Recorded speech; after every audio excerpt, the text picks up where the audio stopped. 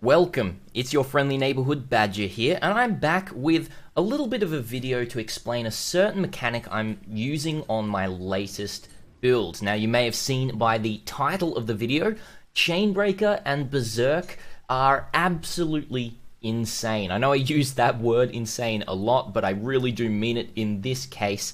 It's basically a slap and go mechanic that you can use on pretty much any build that doesn't necessarily attack yourself, like use an attack from your own abilities. Now, what do I mean by that? Anything like ballista totems, which I'm using on this character, spell totems, we're even talking like ancestral totems, mines, traps, or just spell casting, not actually attacking. Spell casting also works with this. There's lots of different variations around it, but right before I jump into it, what actually is Chainbreaker? Now, I did talk about a little bit about Chainbreaker in my previous video. Chainbreaker is a node that you can get from a Lethal Pride duel with warriors under Akoya, which is one of the three kind of randomized options that you can get here on a Lethal Pride. Now, what this does, in the radius, if there's any notables, or keystones, I should say, in the radius, it turns them from, as you can see here, it's Call to Arms, and I put this in, it turns it to Chainbreaker. Now, Chainbreaker allows you to regenerate 3 rage per second, and increases and reductions to mana regeneration rate instead apply to your rage regeneration rate. And you also lose 5 rage when you hit an enemy no more than once every 0.3 seconds. Now, this does mean that if you hit enemies with your attacks or spells, you do lose a little bit of rage, right?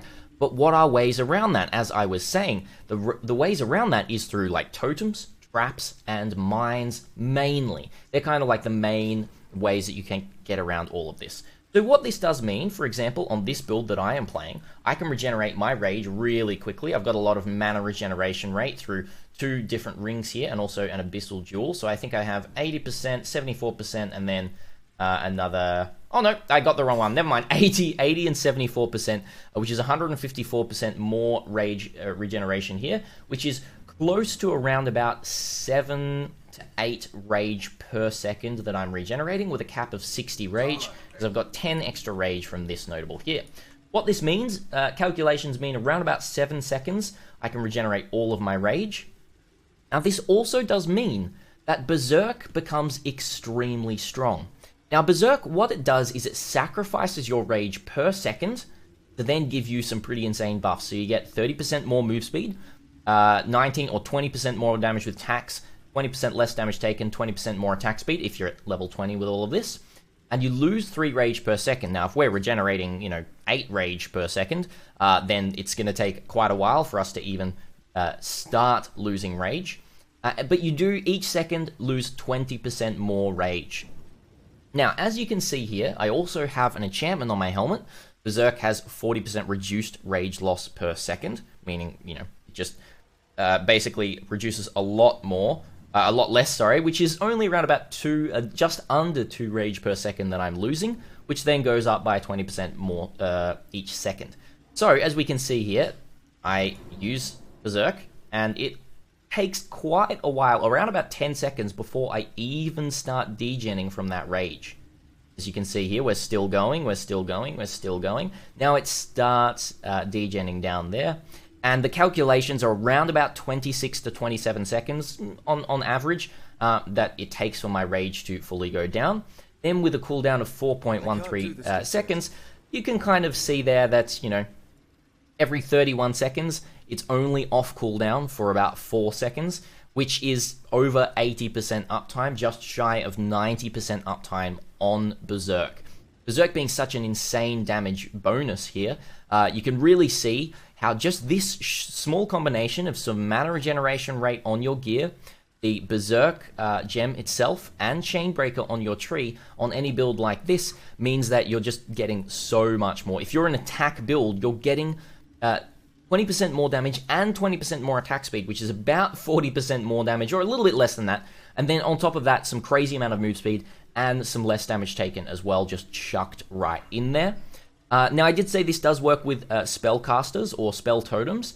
Now, it does, but the caveat there is you do need to use I think it's Divergent Berserk, which also gives Berserk a 20% more spell damage when it's in use as well there. So you can use it, but Divergent Berserk costs quite a bit more than the normal Berserk here.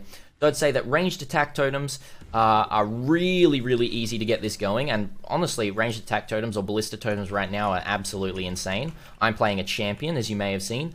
We're just going to jump into a map as well. Let's just do this Waterways map so you can see kind of what Berserk and Chainbreaker are doing for the build, just kind of on their own.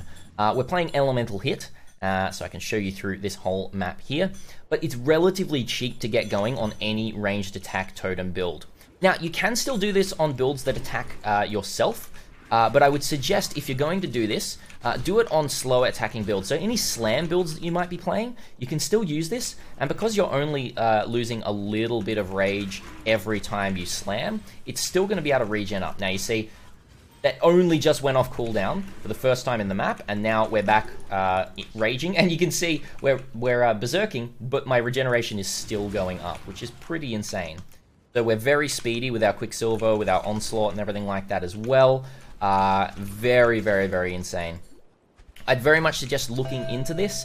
I know that by releasing this, and a lot of other people like Grimrose talking about this as well, a bunch of other content creators have been talking about this in the past, especially Divergent Berserk. It's probably going to even go up in price a little bit, but the standard Berserk playstyle here with any sort of attacks still works absolutely amazingly. So definitely give it a go. And the last thing I will say, once again, the enchantment that I'm using is a pretty good enchantment, but the enchantment that actually costs a lot of money right now is you can get 30% more buff effect of Berserk. Now, I'm expecting in the future, a lot of people are playing this, so I'm expecting it to get nerfed in some way. If you want to play it, then play it this league. Have a bit of a fun time with it. I'm still working on working out the kinks of this build here, so no build guide yet for this one, but it should be coming with a budget version as well. If I end up not making a build guide for this one for any reason, I'll definitely update you all. But that is pretty much it. The last thing I'll tack on to the end of this is Badger Private League is coming, the BPL. We're right in the middle of organizing everything, making sure it all fits together perfectly. Yeah, that's basically all I really have to say there. There's going to be 4 teams this time around. It's a massive team-based private league that will be happening in about 2 weeks' time. So keep your eyes out for the announcement video for that, and then sign up. There will be a cap of 2,000 people in that league to kind of keep it all, you know, condensed as much as we can. So sign up as quick as you can once you do see that video come out, and you should be in. Thank you so much for watching. If you enjoyed this kind of video, hit that sub button down below, hit that like button, and I'll catch you guys all another time.